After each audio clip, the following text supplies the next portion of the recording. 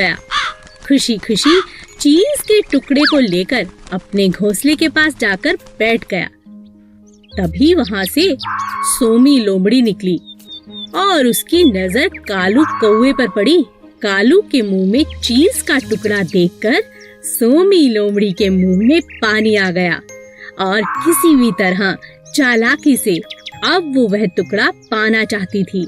तभी उसके दिमाग में एक उपाय आया और उसने कालू से कहा, कालू दोस्त, तुम कैसे हो? अच्छा हुआ तुम मिल गए। मैं बहुत दिनों से तुम्हें ढूंढ रही हूँ।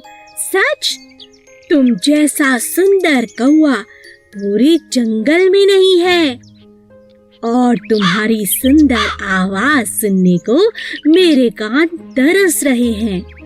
तुम कितना मधुर गाते हो, तुम्हारा रंग कितना प्यारा है। तुम बहुत ही अच्छे कौवे हो।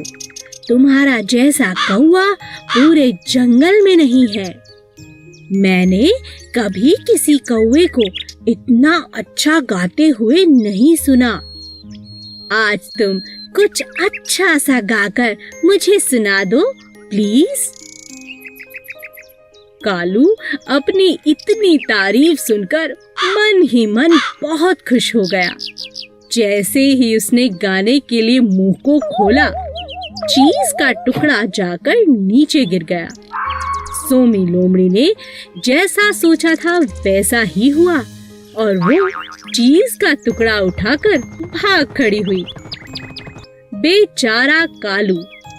अब कालू को समझ आ गया था कि सोमी लोमड़ी चीज का टुकड़ा पाने के लिए ये सब मन घड़न तारीफ कर रही थी। बेचारा कालू अपने चीज के टुकड़े से हाथ धो बैठा। चींटी और हाथी। रानी चींटी बहुत मेहनती थी। सभी चींटियां रानी चींटी की बात को मानती थीं। मिलजुल कर वे अपना घर बना रही थी। उसी जंगल में अप्पू नाम का एक हाथी भी रहता था जो बहुत शैतान था। वह सभी जानवरों के साथ बहुत मस्ती करता था।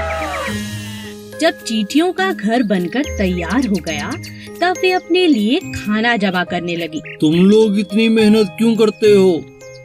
कितना थक जाते होंगे। मैं अपनी सूंड से तुम्हारे घर को कभी भी नष्ट कर सकता हूँ। ये मेरे बाएं हाथ का खेल है। ऐसा कहकर अप्पू ने अपनी सूंड में पानी भरना शुरू किया। कुछ पानी पिया और कुछ चींटियों पर डाला।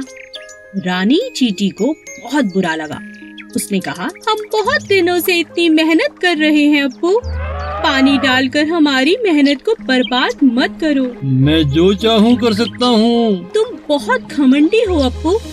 हम सभी जानवरों को मिलजुल कर जंगल में रहना चाहिए। हम सब एक दूसरे के काम आ सकते हैं। तुम इतनी छोटी चींटी, तुम मेरी कोई मदद नहीं कर सकती। कुछ दिनों बाद जंगल में एक शिकारी आया। उसने अप्पू को पकड़ने के लिए जाल फैलाया और अप्पू उस जाल में फंस गया। तभी रानी चींटी की नजर शिकारी पर पड़ी। उसने अप्पू हाथी की जान बचाने की सोची। वह अप्पू के पास गई और बोली, अप्पू दोस्त, घबराओ नहीं। मेरा दोस्त चूहा तुम्हारा जाल काट देगा और इस शिकारी को तो मैं मजा चखाती हूँ। सभी चींटियां शिकारी के पास गईं और उसे जगह जगह काटने लगी। शिकारी डर से तिलमिला उठा और जंगल छोड़कर भाग गया। चूहे ने अप्पू का जाल काट दिया। अप्पू ने चींटियों से माफी मांगी और कहा, मुझे माफ कर दो चींटी रानी, हम सबको मिलजुल कर रहना चाहिए। आज से मैं भी तुम्हारा दोस्त हूँ। आलसी तोता। एक पेड़ पर दो तोते रहते थे, किट्टू और मिट्ठू। एक बहुत आलसी और दूसरा बहुत ही समझदार था।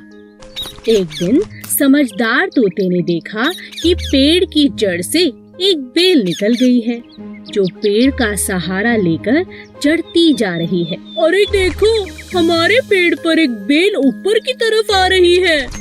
चलो मिलकर इसे काट दें। मुझे तुम्हारी सहायता चाहिए दोस्त। मैं अकेले इस बेल को नहीं काट सकता।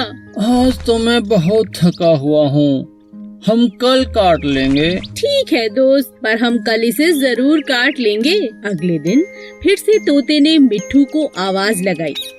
मिट्ठू मिट्ठू देखो, बेल तो दिन प्रतिदिन लंबी होती जा रही है, आओ इसे काट दें। कहीं शिकारी आ गए तो इसके सहारे हमारे बच्चों तक पहुंच जाएंगे। तुम्हें इतनी जल्दी क्या है, कर लेंगे। मिट्ठू तुम बात को समझो, अभी तो बेल नाजुक है, मिलकर हम इसे काट सकते हैं। अगर ये सख्त हो गई तो इसे काटना बहुत मुश्किल होगा। ऐसा करते करते कई दिन निकल गए और बेल पक्की हो गई। तोता रोज मिट्ठू को आवाज लगाता, लेकिन मिट्ठू कोई न कोई बहाना बनाकर टाल देता। किट्टू तोता अपने बच्चों को लेकर दूसरे एक ऊंचे पेड़ पर जाने को मजबूर हो गया, क्योंकि उसे पता था कि मजबूत बेल के सहारे कभी भी शिकारी आकर उसके बच्चे ले जा सकते हैं। मिट्टू, मैं अपने बच्चों के साथ दूसरे एक ऊंचे पेड़ पर रहने जा रहा हूँ, क्या तुम भी चलोगे? यहाँ रहना सुरक्षित नहीं है। मिट्ठू तोता आलसी होने की वजह से हर काम कल पर टालता रहा। इसी तरह एक दिन जब शिकारियों की नजर मिट्ठू के बच्चों पर पड़ी तो उन्होंने मजबूत बेल पर चढ़कर मिट्ठू के बच्चों को उठा लिया। अंत में मिट्ठू को अपने आलसीपन के कारण बहुत पछताना पड़ा। एक गांव में एक किसान रहता था जो बहुत ही दयालु था। गांव के पास ही एक घना जंगल था जहां बहुत सारे जंगली जानवर रहते थे। इन जंगली जानवरों को पकड़ने के लिए शहर से शिकारी शिकार करने के इरादे से वहां आते थे। एक दिन शिकार के दौरान शेर को शिकारी का तीर लग गया, पर इससे पहले कि शिकारी शेर को पकड़ पाते, वह भागकर किसान के घर के आगे बेहोश होकर गिर पड़ा। किसान ने जब घायल शेर को देखा तो उसने शेर की मरहम पट्टी की और साथ में भोजन भी कराया। कुछ दिन बाद जब शिकारी दोबारा जंगल में आए तो वह उसी शेर को पकड़ने में कामयाब हो गए। हमें शहर तक पहुंचने में 2 दिन लग जाएंगे। शेर तो मांसाहारी होता है, क्यों ना इसे जंगल से कुछ शिकार करके खिला दें। हाँ, ये ठीक रहेगा। तभी शिकारियों की नजर लकड़ियां काटते हुए एक किसान पर पड़ी। यह वही किसान था जिसने शेर की मदद की थी, उसकी जान बचाई थी। शिकारी ने जबरदस्ती किसान को पकड़ा और शेर के पिंजरे में डाल दिया। सुनो शेर, अब यही तुम्हारा भोजन है, इसे खाओ। शेर बहुत गुस्से में था और भूखा भी, लेकिन जैसे ही वह किसान के पास पहुंचा, उसने किसान को पहचान लिया और उसे चाटने लगा। एक इंसान और जानवर की ऐसी अद्भुत दोस्ती देखकर शिकारी हैरान रह गए और उन्होंने उन दोनों को आजाद कर दिया। अच्छे कर्म का फल हमेशा अच्छा होता है। एक घने जंगल में एक पेड़ पर कालू कौवा अपना घोंसला बनाकर रहता था। उसी पेड़ के नीचे एक सांप का बिल था। एक दिन कालू जब भोजन की तलाश में गया तो पीछे से सांप ने उसके अंडों को खा लिया। जब कौवा वापस अपने घोंसले में आया तो अपने बच्चों को ना पाकर बहुत उदास हो गया। कौवे को सांप पर शक भी हुआ और उसने फिर सांप से पूछा, भाई सांप, क्या तुमने किसी को मेरे घोंसले की तरफ आते देखा? किसी ने मेरे अंडों को खा लिया है? नहीं, मैंने किसी को नहीं देखा। मुझे नहीं पता तुम्हारे अंडे किसने खाए। कुछ समय बाद फिर से ऐसा ही हुआ, पर इस बार कौवे ने सांप को अपने अंडे खाते हुए पकड़ लिया। अच्छा, अब समझ आया, तुम ही मेरे अंडों को खा जाते हो। मुझे तुम पर पहले ही शक था। तुम्हारी इतनी हिम्मत कैसे हुई? मेरे अंडों को खा गए। मुझे भूख लगी थी, इसीलिए मैंने तुम्हारे अंडों को खा लिया। तुम मेरा कुछ नहीं बिगाड़ सकते। इतना कहकर सांप अपने बिल में चला गया। कालू बहुत उदास हो गया और उसने सांप से बदला लेने की सोची। फिर वह उड़ता हुआ राजा के महल की तरफ चला गया। तभी उसकी नजर महारानी पर पड़ी, जो तालाब में स्नान कर रही थी। महारानी के कीमती जेवर तालाब के किनारे पड़े थे, जिनकी निगरानी उनके सिपाही कर रहे थे। कालू कौवे को एक उपाय सूझा। वह एक लंबा सा हार अपनी चोंच में फंसाकर उड़ने लगा। सभी सैनिक कौवे का पीछा करने लगे। कालू ने चालाकी से उस हार को सांप के बिल में डाल दिया।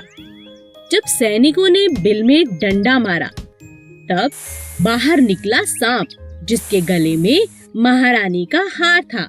सैनिकों ने पीट पीट कर सांप को जान से मार दिया और हार ले लिया।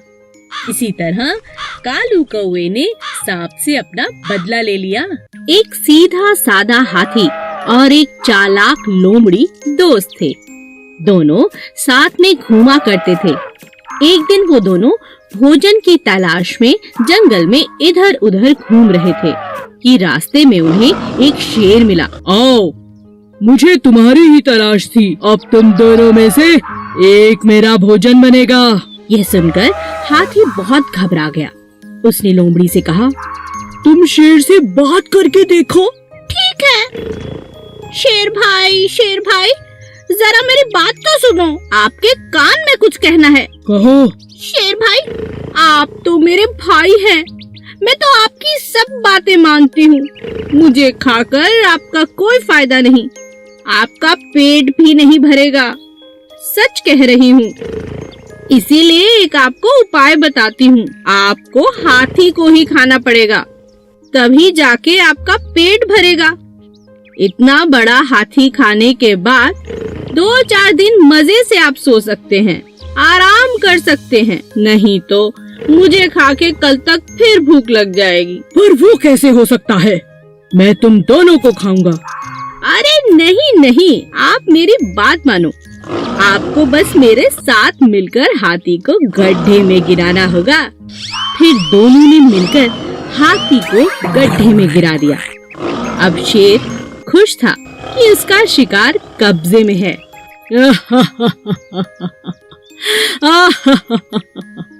अब तुम इधर आओ चालाक लोमड़ी।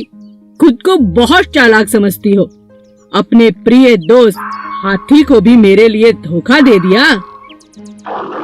ऐसा कहकर शेर ने लोमड़ी को अपने पंजों में पकड़ लिया और उसे खा गया, जो दगाबाज थी। एक जंगल में एक बहुत ही खतरनाक शेर रहता था।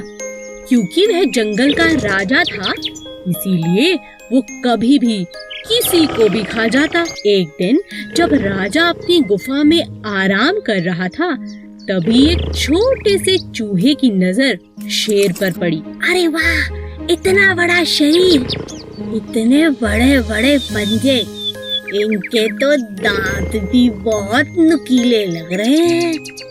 शेर राजा जी का तो कोई मुकाबला नहीं कर सकता। तभी सब जानवर इनसे इतना डरते हैं। चलो गुफा में अंदर चल के देखता हूँ। जैसे ही चूहा शेर के पास पहुँचा, अचानक शेर की आंख खुल गई और उसने चूहे को दबोच लिया। अरे वाह, आज तो भोजन खुद चलकर मेरे पास आ गया। मजा आ गया। मुझे माफ कर दो राजा जी, मैं तो गलती से आपके पास आ गया। मुझे खाकर तो आपकी भूख भी नहीं मिटेगी। हो सकता है मैं आपके कभी काम भी आ जाऊं। चूहे की यह बात सुनकर राजा के मन में दया आ गई और उसने कहा, ठीक है, वैसे भी मेरा पेट आज बहुत भरा हुआ है। जाओ, मैं आज तुम्हें छोड़ता हूँ, लेकिन दोबारा ऐसी गलती मत करना। और इस तरह चूहे की राजा ने जान बख्श दी। एक दिन राजा शेर भोजन की तलाश में नदी किनारे पहुंचा। वहां उसे शिकारियों ने अपने जाल में फंसा लिया। गुस्से में आकर शेर जोर जोर से दहाड़ने लगा। ये तो राजा